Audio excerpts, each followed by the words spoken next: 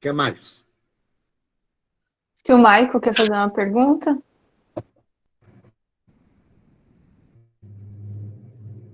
O Michael sumiu. Caiu, será? Oi, Tá vocês aí. estão me ouvindo? Ah, agora Vamos. sim. Tá joia. Ô, Paulo, uma alegria escutar, viu? Eu tenho uma questão que tem muito a ver com o que você está dizendo. Na verdade, não é uma questão propriamente como pergunta, mas uma problematização para a gente pensar junto. Tem há mais ou menos um ano e meio ou dois, o Habermas publicou uma coluna no El País dizendo que não há função da existência de intelectuais em um mundo que não tem quem ler esses intelectuais. E a gente vem Eu não acompanhando, né? entendi. Oi? Repita, por favor. É, O Habermas disse... o Habermas disse, em linhas gerais, que não há função da existência de intelectuais, né, de pensadores, em uma sociedade que não leia esses intelectuais. Ou seja, as condições materiais da sociedade é que vão determinar muitos caminhos trilhados por alguns pensadores, o rumo da ciência, enfim. Numa sociedade superficial como a nossa, né, talvez nós estaríamos aí à beira da morte da figura do intelectual, como Gramsci chamava de intelectual orgânico, ou do pensador, no seu sentido amplo, como você, por exemplo, né? Que um sujeito leitor de N situações. O cenário brasileiro hoje é um tanto quanto, se não caótico, algo pior, né? No sentido do revisionismo histórico, e de uma questão que aí vem minha pergunta, da descrença total naquilo que foi o fruto da ciência, no conhecimento historicamente acumulado, e aí nessa gama também a leitura do que pode e o que não pode ser lido, né? E o Ronaldo falava agora há pouco dessa ideia de conhecimento crítico, o Daniel falava, ou seja, de que conhecimento, de que leitura a gente tem que se armar para conseguir minimamente vencer essa sociedade que a todo momento nos leva, né, a uma espécie de emborrecimento coletivo, a falta de ausência de critérios, enfim, é algo que me angustia muito, né? Você como um intelectual, um professor, um pensador, há sentido ainda em escrever se não tem quem leia? Bom, eu não sou tão derrotista de chegar a pensar que não há ninguém que leia. Eu acho que a leitura no Brasil ela é pouca, há poucos leitores, mas esses leitores leem intensivamente, né?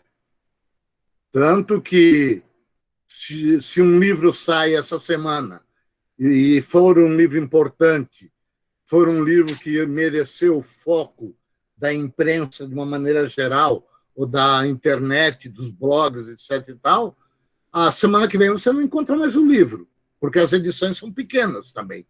Somos 200 e tantos milhões de pessoas e uma tiragem média no Brasil está 1.000, 1.500, 2.000 exemplares. Bem menor do que nos anos 40. Nos anos 40, a média era 5.000 exemplares. Eu não sei quantos milhões havia naquela época, né? Mas é bem inferior. Agora, a função do pensar ela é fundamental exatamente num período histórico como esse que nós estamos vivendo. Não é? Por quê? O nosso governo, se for possível usar essa palavra, eu prefiro desgoverno, não é? O nosso desgoverno é formado por subletrados. Uma milicada que só entende de cavalo, não é? Não por acaso o chamado presidente andou de cavalo esses dias para mostrar a sua imponência como autoridade. Não por acaso ele precisa a todo momento dizer eu mando, eu sou o presidente, eu sou a Constituição. Isso é um resultado do subletramento dessas pessoas. Então, qual é a função do intelectual? Mostrar isso.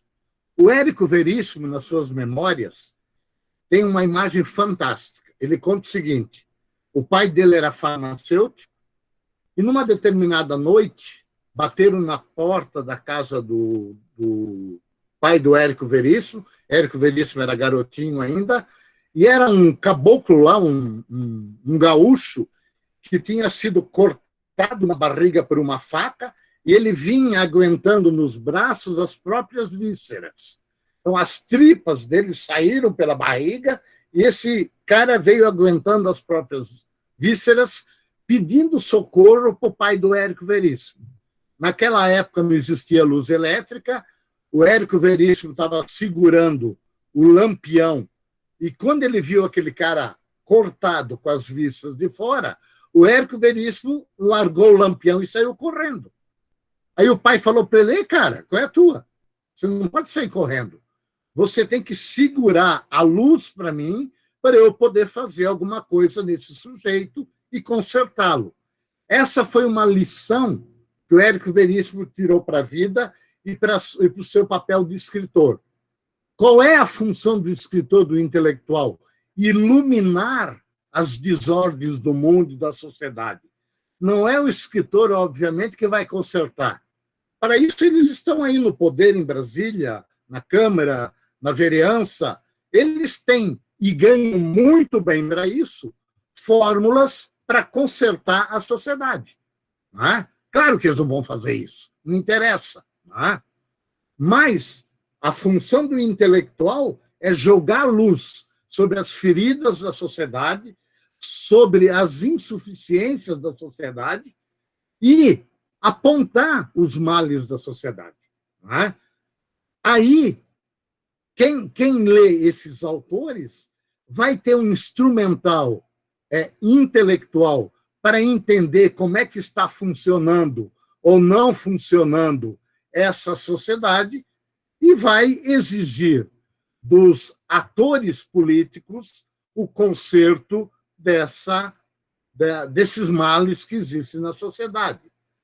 O Kant, fazer uma provocação para vocês, o Kant dizia mais ou menos o seguinte: é necessária uma raça especial de solteiros e de indivíduos castos que decidem não procriar, recusar as alegrias duvidosas do casamento e consagrar-se à transmissão dos conhecimentos, quer dizer, da cultura. Sem esse tipo de homens, a humanidade seria um vil rebanho sem memória, diferente da memória genética. O livro é um organismo vivo que engendra seu semelhante, outros livros. Então, se o Kant já naquela época pensava isso, é meio exagerado, porque ele tinha uma série de questões imbricadas com a sexualidade, mas então tem que haver homens castos para produzir livros, produzir conhecimento, para a gente deixar de ser rebanho, deixar de ser aquilo que eu chamo de fantoche. Então, o intelectual é esse cara. Claro que o intelectual, hoje em dia, não vai ser um casto, não vai deixar de casar, não vai deixar de viver a sua vida amorosa para só produzir intelectualmente. Não é? Mas a função do intelectual é essa: produzir conhecimento, acender essa luz sobre a sociedade e, a partir daí, meter a boca no trombone. Não é? Claro que não vai ser o escritor que terá elementos para sanar os males sociais, mas o escritor, metendo a boca no trombone, pelo menos acorda as pessoas.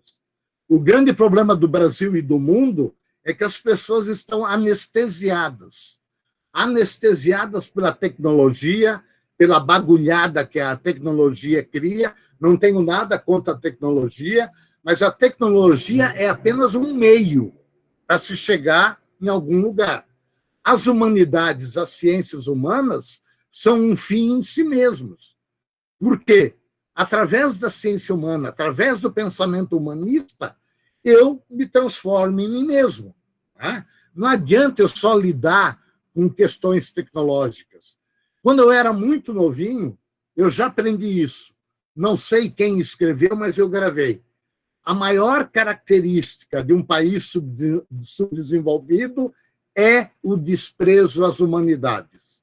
Recentemente, esse troglodita que estava no Ministério da Educação, ele disse: eu só quero formar médicos, engenheiros, veterinários. Filósofo eu não quero formar. Né? Se o meu filho quiser fazer filosofia, ele vai ter que pagar o curso dele, porque eu não pago. O que ele está dizendo com isso? Ele quer técnicos reprodutores do sistema. O filósofo não reproduz o sistema. Tanto que a história da filosofia é a história do pai, do filho, matando o pai e valorizando o avô. Né? A história do pensamento é assim. A história da literatura é assim. Né? Se você pegar o movimento barroco, contra quem o barroco luta e quem o barroco valoriza, você tem um circuito dialético impressionante. Então, o intelectual é esse cara que faz essa leitura dialética do mundo, aponta o foco para as feridas sociais e convoca a sociedade, os atores políticos, para dar um fim. Veja, o raio-x que o coronavírus fez da sociedade mundial, especialmente da nossa aqui. Tá? É óbvio que a miséria brasileira não é novidade para mim. Sou filho de operários. Meus pais não eram miseráveis, mas eram pobres. Agora, com o coronavírus, você chegou a perceber uma sociedade de tal maneira cruel, de tal maneira excludente, que as pessoas não têm dinheiro para comprar um sabonete para lavar a mão, de acordo com a Organização Mundial da Saúde. Quer dizer, que sociedade é essa? Que democracia é essa? Ah? Que estupidez é essa? Que estúpida é essa sociedade que nós criamos, em que grande parte da população não tem os mínimos recursos para desfrutar da vida. Ah? Então, é isso que o intelectual faz. O intelectual é aquele que vai perguntar sobre essas questões. Ah? Vai escrever sobre isso. Um bom poema, um bom romance, uma boa crônica, um bom conto, toca nessas questões e, a partir daí, dane-se o mundo. Vamos meter a boca no trombone. Vamos acordar os anestesiados. Espero que eu respondi o Michael. Paulo, muito obrigado. Exponha. Uma luz no fim do túnel. Apareceu uma pergunta aqui, mas já sumiu. Tem uma pergunta da Iana Pasquins, que abriu o microfone, ou prefere que a gente leia?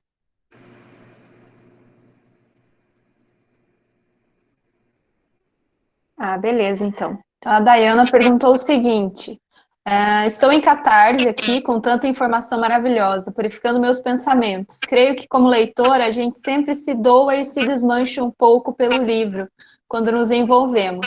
Assim como o autor, que se desmancha para escrever, ao meu ver. Então, a pergunta dela é a seguinte: o senhor acredita que a literatura é doação de vidas, de ideias, de experiências? Doação. Eu acho que o ato de escrever, com todos os desafios que ele tem, é um ato de confraternização, é um ato de diálogo com o outro. Não é? Não preciso partir necessariamente das minhas experiências. Aliás, acho que nunca existe isso. Não é? É aquilo que a Leila Perrone e Moisés falava. Tenta se ligar a coisa à vida. E ela perguntou: o que é coisa, o que é vida? Qual era a experiência de vida que o Kafka tinha? Encerrado dentro do escritório de seguros do seu pai, sendo oprimido pelo seu pai, né? Experiência de mundo esse cara. Namorou umas meninas lá, tentou casar, mas nem isso deu certo, né? É um austríaco, um tcheco que fala alemão, então não tinha o seu lugar na Tchecoslováquia. é um judeu que não segue o judaísmo, é um tcheco que escreve em alemão, mas os alemães não o aceitavam. Ele foi totalmente marginalizado no seu tempo. Ele nunca criou um contexto de vivências, de experiências. As experiências dele foram resumidíssimas, pelo que sabemos até agora. Então, como é que ele escreveu essa obra gigantesca, que é um divisor de águas para a literatura universal? Pense numa metamorfose, num processo, colônia penal, o castelo e por aí afora. Carta ao pai. Ninguém devia ser pai no mundo, ou mãe, sem ler primeiro Carta ao Pai, do Kafka. Quem não leu, faz o filho voltar para a barriga. Porque é um escracho aquilo. Então, não é tanto a experiência que vai me fazer criar algo literário. Tanto é verdade que, no mundo contemporâneo, o Benjamin vai dizer isso, nós temos muita vivência, mas pouca experiência. Qual a diferença? A experiência é partir de A e chegar em Z e se transformar nesse caminho. A vivência não. A vivência é você acordar de manhã, tomar teu cafezinho, ir para a escola dar uma aulinha, ir para o banco trabalhar de caixa, pegar o ônibus e ir para a creche levar o filho, o cara que é executivo vai para a empresa, dá ordens lá na empresa. Isso é uma vivência. Cadê a experiência? No mundo contemporâneo de hoje, é muito raro ter chance, ou muito raro ter chance de ter experiência. A experiência me transforma. A experiência me traumatiza. A experiência me quebra a cara. E com isso eu entro em crise. E o que é crise? Vem do grego. Crise é uma mudança de olhar. Eu olhava para um determinado ponto, tenho uma experiência chocante que corta esse meu olhar, eu sou obrigado a olhar para outro lugar. Então, isso faz com que eu desperte e comece a me ver e a ver o outro de uma outra maneira. Então, aí vem aquilo que eu chamo de confraternização, talvez, e de diálogo, que é o ato de escrever. Eu vou dialogar com o outro, eu vou pensar o outro, porque aquilo que eu falava antes, quando eu nasço dentro de uma língua, mas eu não vou cumprir as normativas dessa língua durante a minha vida. Eu vou contrariar tudo isso. E o que é contrariar tudo isso? Valorizar a voz do outro. Porque eu estou falando aqui agora dessa maneira, talvez alguém pense que eu estou bravo, que eu sou nervoso, é minha forma de falar, né? É sangue italiano. Eu valorizo o outro, eu estou falando com vocês, mesmo que algumas carinhas eu não veja, e estou formatando a minha linguagem para vocês. Sem vocês, eu não estaria falando dessa maneira. Sem vocês aqui nesse momento, eu estaria lá no outro compartimento lendo um livro. Mas me convidaram para esse debate fez eu fazer um roteiro, que eu não estou seguindo, e fez eu reler certas fichas que eu tenho aí, com definições interessantes, e isso é uma confraternização linguística, ideológica, filosófica, psíquica, e o ato de escrever aí entra, talvez, naquilo que a menina colocou, o ato de doação. Eu me dou, mas eu me dou através da língua, que não é minha, uma língua que está recheada pela presença do outro. Beleza, Matheus Henrique quer fazer um comentário. Tá. Opa, sim, peraí. Fala, Matheus. Não é bem uma pergunta, mas é um prosseguimento que eu queria dar à fala do professor Marco, na questão de que ele perguntou, né? O que são dos intelectuais sem os seus leitores? Né? E o que eu vejo é que como a gente já está nessa questão atualmente não é mais eu penso, logo existo, né? É tipo, virtualizo-me, logo existo. Então, como para você aparecer para as pessoas, você precisa estar nas mídias, né? Precisa estar nos meios virtuais, que é mais ou menos o que a gente está fazendo agora, né? Na verdade, é exatamente isso, né? Nós estamos aqui através da tecnologia, que, como o professor Paulo disse, é um meio para atingir o fim, né? Eu penso que, para os intelectuais da nossa época, os filósofos da nossa época, a gente deveria tentar cada vez mais mergulhar no raso, digamos assim. Porque a principal função do filósofo é fazer uma das principais, né? É fazer a desbanalização do que é banal. Né? E não tem como você fazer isso sem, como eu disse, você mergulhar naquilo que é comum, né? Naquilo que é o raso, para você entender tudo isso, né? Então, aí, fazer a sua crítica e a sua subversão, né? Então, por exemplo, nas plataformas, há muitos poucos professores, né? O que reina nas plataformas virtuais são as pessoas comuns, são os jovens aí, né? Principalmente os jovens, e eles não têm esse ponto de referência fora da escola, né? Do que seja uma pessoa estudiosa, do que seja um intelectual mesmo. Se a escola está ensinando errado já a literatura para a gente, né? E se fora da escola, o que a gente tem são os meios virtuais. E nesses meios a gente tem não os estudiosos, os intelectuais, mas pessoas comuns apenas, aí acaba ficando difícil mesmo.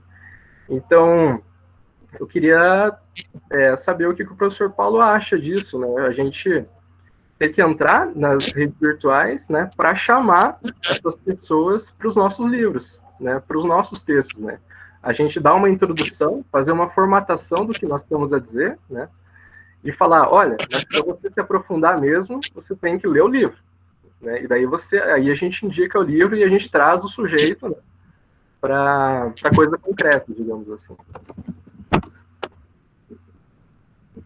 Bom, eu acho que as redes sociais não são uma fatalidade. Entra quem quer. Eu, por exemplo, não uso. Estou usando aqui agora até por meio do computador do Maicon, porque o meu computador é só para mim mesmo, aqui para alguma navegação, escrever, imprimir, escrever, mandar e-mail, porque eu não estou nas redes sociais e não sinto a mínima falta. Muito pelo contrário, né? Eu valorizo muito a quietude, eu valorizo muito o silêncio, eu estou aqui cercado de livros por todos os lados, e o paraíso para mim é quando eu posso descer para cá, me enfurnar num texto e ler. Né? Não acho, não, eu tenho certeza que não estou perdendo absolutamente nada não participando das redes sociais. Né? A minha esposa tem Facebook e volta e meia ela me mostra os horrores. De horror já basta a vida. Né? De horror já basta o desgoverno que nós temos. Eu não vou perder tempo fazendo Facebook. Né? Meus amigos querem, até o Michael já quis fazer um para mim. Né? Eu não vou perder tempo com isso, me desculpem. Né? Eu tenho muito livro para ler, já vou completar 70 anos, a vida está curtíssima, já estou na curva descendente e tem muita coisa maravilhosa que eu não li ainda, cara. Então, eu acho que rede social participa quem quer. Né? Quem não quer, saia dessa superficialidade, saia disso que você chama de comum. Não sei se as pessoas que fazem redes sociais, que transitam nesse meio, são comuns. Não quero também colocar o intelectual como alguém acima da pessoa comum. O intelectual é um cara comum, é um cara que lê, que pensa, que em lugar de gastar dinheiro com cerveja, gasta às vezes, gasta com livro, e lê, e pensa, e escreve, e atucando as pessoas, participa de um momento como esse. Né? Mas eu sou uma pessoa comum também no dia a dia, pago meu condomínio, vou na padaria comprar pão, cuido do meu cachorrinho, não me sinto superior a ninguém. Né? Eu quero manter esse diálogo com as pessoas. Eu, talvez, pela minha história de vida, formatei uma mente em cima da linguagem literária, em cima da linguagem, da língua, que me permite pensar com certa agilidade, mas isso é fruto da leitura. Eu devo tudo isso ao que eu li. Né? A minha mente é uma esponja, ela vai absorvendo tudo isso e eu devolvo para o mundo, para vocês, aqui no momento, dessa maneira. Mas não, nem por isso me sinto superior aos outros. Né?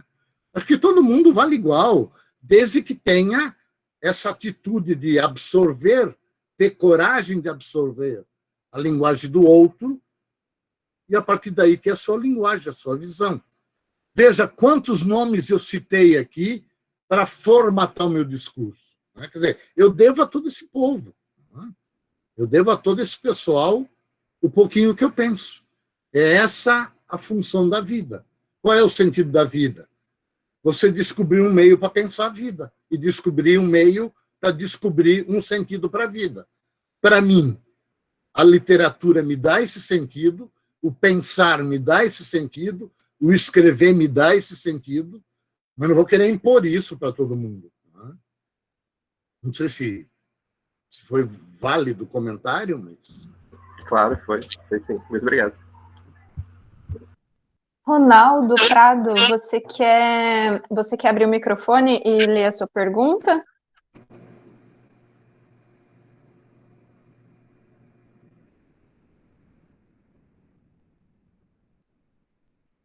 Pode ler, beleza. Então, a pergunta do Ronaldo, professor. Qual é a sua percepção sobre pessoas supostamente letradas que persistem em ser rebanho e insistem em tentar impor essa sua mesma postura aos demais? Essa é uma ótima pergunta, né? Você disse bem, supostamente letradas. São subletradas. Porque se fossem realmente letradas, não imporiam a sua forma de ser, o seu pensamento, não lidariam com o rebanho. Eu acho que a letra, a literatura, e literatura vem de letra, é dialética, como eu falei. Né? Eu vou deglutindo tudo que eu leio, transformo isso no meu discurso, o meu discurso entra em contato com vocês e provoca pergunta, que me provoca resposta, que vai fazer um outro perguntar. É esse trânsito do pensamento e da linguagem que importa. Né?